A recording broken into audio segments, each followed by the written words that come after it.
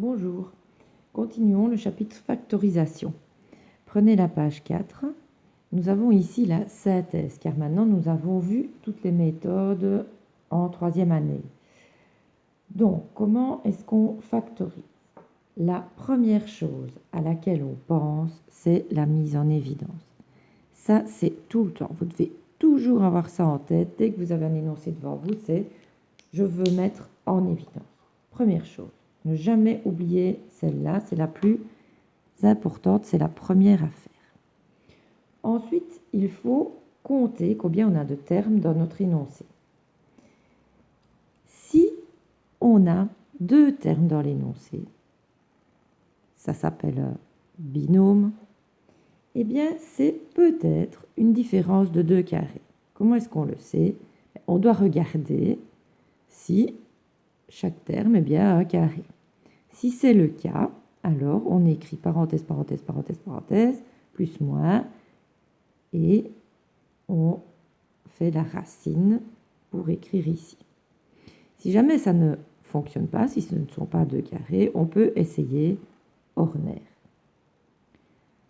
Quand on a compté, si on a trouvé 3 termes,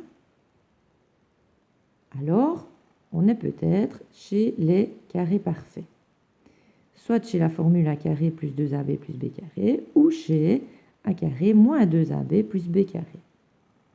On regarde bien pour trouver 2 carrés parfaits. Ils doivent être tous les deux positifs. Puis on vérifie que celui qui reste est bien le bon 2ab. Ensuite, c'est le 2ab qui donne son signe et on doit faire la racine des 2 carrés parfaits.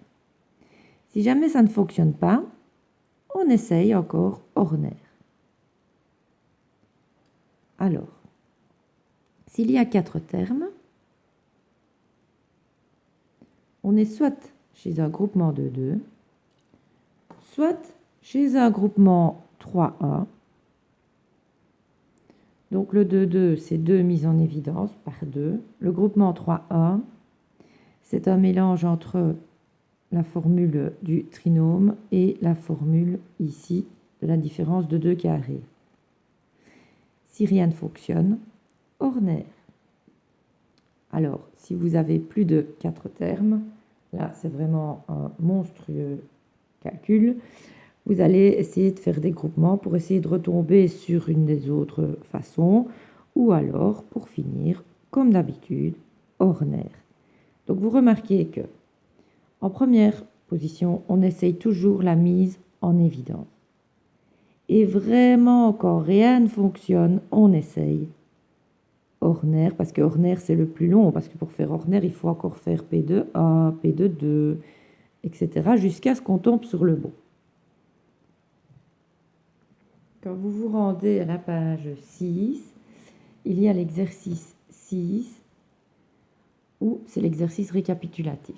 Donc vous avez vraiment un mélange de toutes les méthodes et c'est vous qui devez trouver tout seul face à quelle méthode vous êtes.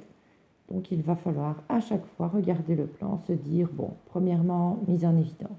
Ça, c'est clair, c'est d'un coup. Puis après, essayer de trouver de quelle méthode il s'agit. Courage, courage, courage.